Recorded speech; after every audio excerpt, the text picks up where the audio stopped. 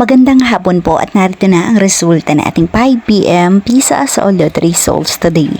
Ngayong araw po ng Sabado, May 23, 2026. At para po sa draw natin ngayon ay ang 3D Lotto at ang 2D Lotto. At para po sa Lotto More updates, pa-subscribe na lang din po ako sa aking channel at pahit na din ng notification bell. And for 2D Lotto, 5 p.m. draw, 23 and 10 in exact order.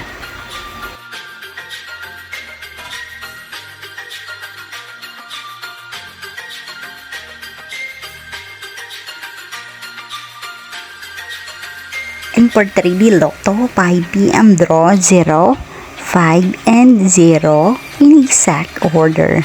Maraming salamat po sa inyong panonood.